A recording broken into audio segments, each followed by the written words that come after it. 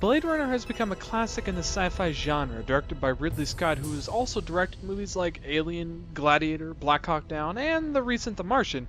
But the most interesting thing about Blade Runner is that neither Ridley Scott nor the screenwriter David Peoples ever read Philip K. Dick's novel, Do Androids Dream of Electric Sheep, the book that the movie is based on.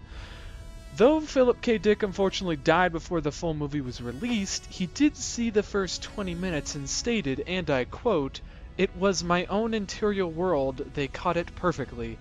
So without ever reading the book, somehow Ridley Scott was able to make exactly what Philip K. Dick imagined when writing the book. But how loyal was Blade Runner? What's the difference?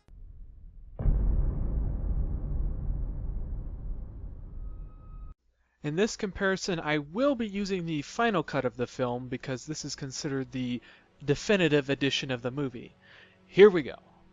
First and foremost, the Chinese look and feel of the environment was a movie-only edition. This was never in the book.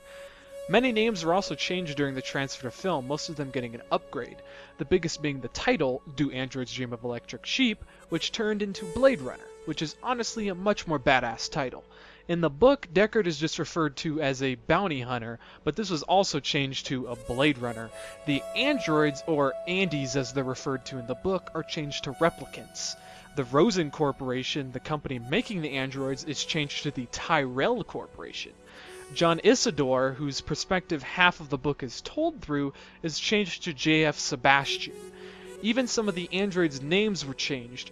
Rory Batty, Rachel, and Pris kept their names, but Polokov changed to Kowalski and Luba Loft changed to Zora. So some simple name changes, not a big deal. But what about character changes? In the book, Deckard's full-time job is a bounty hunter, so it makes him happy when so many bounties pop up at once. In the movie, however, he is considered retired and comes out of retirement because he's the only man who can do the job cliché, seeing as Holden was shot at the beginning of the movie and book. Because Deckard has a full-time job as a bounty hunter, he never has a really tough time killing all the androids, but in the movie he is beat up multiple times and comes close to death. Deckard also has a wife named Iran in the book, but she was never brought over to the movie, but then again she didn't really play a huge role in the book. She was just worried about him and was one of his inspirations for taking all the bounties in the first place.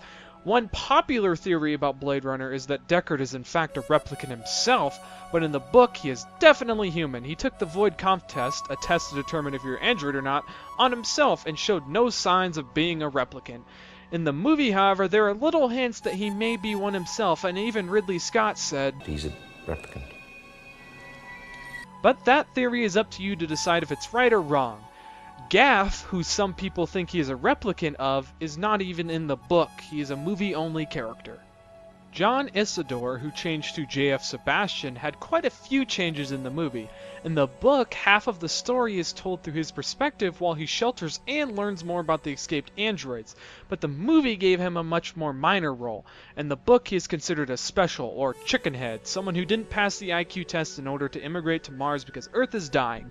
He is a simple van driver for an electronic animal repair shop, which I will get to later. He represents the empathy of the story, understanding the pain of not fitting in just like the androids. In the movie, he is a simple genetic designer for the androids at the Tyrell Corporation. This makes him easier to fit into the changed android story, which I will also get into later, but he doesn't die in the book. He just runs away from the androids after they cut 4 legs off of a spider, which was honestly one of the more disturbing scenes in the book. In the movie, he is manipulated by Roy to get closer to their creator and then killed. Next is the androids. Their motives are completely changed in the movie. In the book, the androids simply want to live a normal life and not be owned like slaves by someone on Mars. This is why they escape to Earth and try to blend in. In the movie, they were trying to extend their lifespan, which is capped at 4 years. This is a much more sinister plot on their behalf. This is where J.F. Sebastian comes into play because the androids use him in order to get close to their creator, Eldon Tyrell, to make him extend their lifespans, but since he can't because it's already written in their genetic code, Roy kills him by pushing his eyeballs in. This never happened in the book. In fact, the androids never came close to Eldon Rosen, as he is in the book, because they were trying to live their lives normally. The book portrays the androids in a lighter sense, seeing as how they don't want to be slaves, but the part where they cut off a spider's legs prove that they have no sympathy for human or animal lives and deserve to be killed or retired in order to not harm others. The movie has them feel more sinister throughout because they manipulate J.F. Sebastian and have no problem killing people to get what they want. The androids themselves were also changed quite a bit. In order to blend in, the androids tried to become part of organizations or become public figures so that they could not be killed or retired. Zora, who is Luba Loft in the book, is an opera singer, which astounds Deckard. In the movie, Zora is just an erotic dancer. Kowalski, who is Polokov in the book, is part of the Russian police and uses that in order to try to get close to Deckard and kill him. This fails, of course. In the book, he is just a rogue android, and after seeing him kill Zora, he takes a crack at him. Roy Batty stays the same as the book, but his wife Immergard Batty is never seen or mentioned in the movie. She was completely cut out. Pris had the most dramatic changes. Her special trait was that she looked exactly the same as Rachel, another android whom Deckard starts to have feelings for. Pris tries to use this in order to get close to Deckard and kill him, but he doesn't fall for it and shoots her right in the face. In the movie, she looks nothing like Rachel and never uses her charm to get close to him. She just pretends to be a doll in Sebastian's house and uses some gymnastics and gets shot in the stomach multiple times. So we went over name and character changes, but now we get to the biggest changes of them all. Plot changes! In the book, electronic animals are a big deal. Animals have started to die, some becoming extinct on the dying Earth. People buy real animals for lots of money and take care of them. Owning an electronic animal is frowned upon. This is one of the main reasons Deckard takes the job of killing the androids in the first place, because his wife is becoming depressed and he wants to get her something that she could take care of. Plus, he is tired of his electronic sheep. The Rosen Corporation even tries to bribe Deckard with their owl, which they claim is real, but since owls were the first animals to die, Deckard finds out that it is in fact fake. If it was real, it would have been worth a fortune. In the movie, electronic animals don't play a major role. We see people bringing animals around the city, and we do see the owl again, but this time Eldon Tyrell straight up tells Deckard that it is fake, instead of trying to trick him into believing that it is real and bribing him with it. We also learn about a man selling fake snakes, and even Zora says, "I gotta be working in a place like this if I could afford a real snake." all of these allude to the fact of fake animals, but nothing to the point where the book takes it. There was also a device in the book that is never seen or mentioned in the movie. It is the mood organ, a weird device that you punch a code into and it makes you feel a certain way. Say you really want to like your job, be loving to your spouse, or feel confident in yourself. All of those and many more obscure moods are obtainable through the mood organ. This mainly plays parts in the book with his wife and Isidore trying not to feel alone. It honestly would have been really weird to see this machine in the movie. There is an entire section of the book that was also cut out. When Deckard is trying to kill Luba Loft, the opera singer android, she calls the cops on him and they claim that he isn't a bounty hunter in their police precinct. The precinct that Deckard claims he is from apparently doesn't exist to them. He is brought to their precinct and it is believed that Deckard is in fact an android himself and has had false memories implanted of the other precinct and his job. After much debating, Deckard finds out that the entire precinct that he was brought to is in fact fake and entirely made of androids. There's another bounty hunter there, his name being Phil Resch, who helps him escape, and for a time it is presumed that he is also an android. But after taking the Void Conf test, it is proven that he is human after all. Deckard starts feeling sympathy and attraction to the androids in both the book and movie, but they approach the idea in different ways. In the book, he doesn't want to kill Luba Loft because she feels too human to him.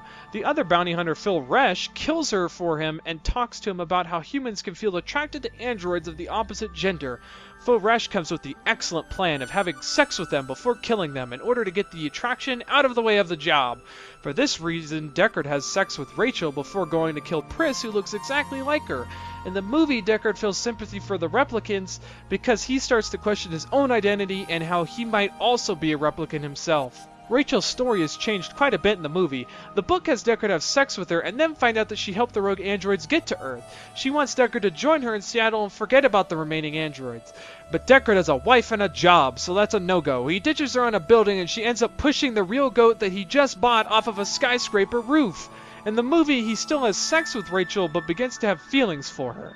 One of the biggest changes made from the book is the entire religious context inside the story. Humans transfer into this religious figure named Wilbur Mercer who gives them advice as they climb up a hill and you get hit by a rock that manifests itself in real life. It's a little weird. This religion is known as Mercerism. The entire rule behind the religion is that all life is sacred and no one should harm each other. No one eats meats from animals because it's so rare, and there is peace with Mercer guiding them all. There is also Buster Friendly and his friendly friends who give news reports every day. Both are in a battle for the people's mind, and near the end of the book, Buster Friendly exposes Wilbur Mercer as a fake. It is simply a series of short episodes that an actor made as an audition tape They even track down the actor. Even with Mercer being shown as a fake, everyone decides that it doesn't matter and they're all better with him. So Buster Friendly did absolutely nothing by exposing the religion as a fake. This was all cut from the movie. And finally we get to the ending. In the book, Deckard, who didn't go with the whole Mercerism thing, finally tries it at the end because he is contemplating if it was right to kill the androids. For some weird reason, Mercer fuses with him for a long period of time. Mercer warns Deckard of Pris being behind him, and this drives Deckard a bit crazy. So after retiring the remaining androids, he drives out into the middle of the desert and becomes Mercer for a little while he defuses with him. He then goes home to his worried wife and goes to sleep after a long day of work. In the movie, Deckard retires the remaining replicants and goes home to Rachel, who he has grown feelings for, and grabs her, and they leave to go somewhere to live her remaining years alive together. While there were tons of changes from the book, the movie did state that it was loosely based on the book and didn't try to pawn it off as exactly the same thing. In my opinion, the changes didn't really affect the overall story and allowed the book to be transferred over to film better. Instead of trying to explain electronic animals, the mood organ, and all of the religious stuff, the movie stuck to the main core of the story. Keeping all the extra info would have made the movie really confusing and hard to keep track of. The whole fake police station of androids would have been confusing and awkward to fit in because too much would have had to have been explained for it to have happened.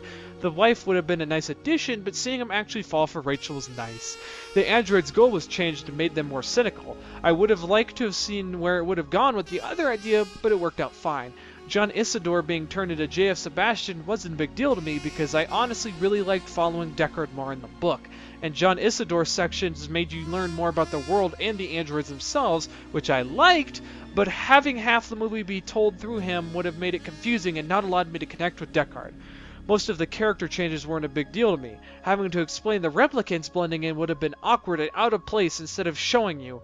It would have been interesting to see Pris be the same as Rachel and see that internal struggle in the movie, but it would have been too much explaining and the conflict would have been awkward for the end of the movie.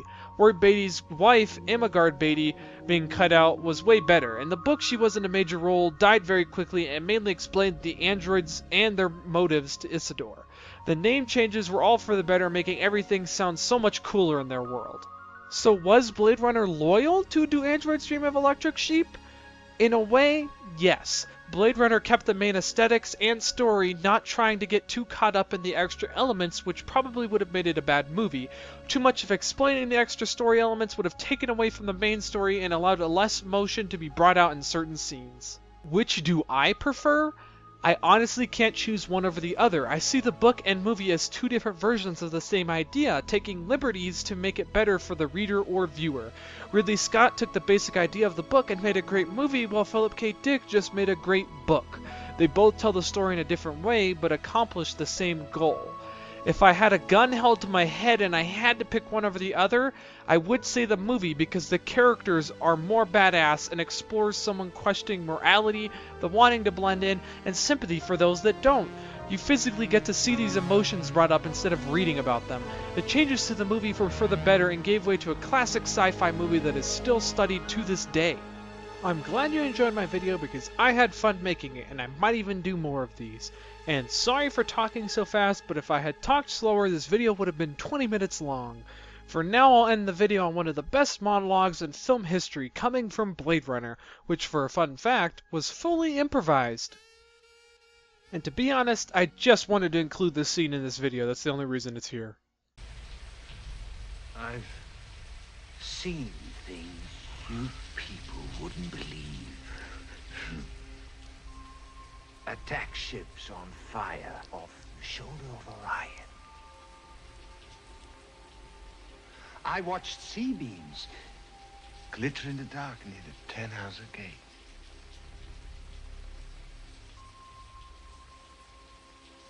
All those moments will be lost in time. Like tears.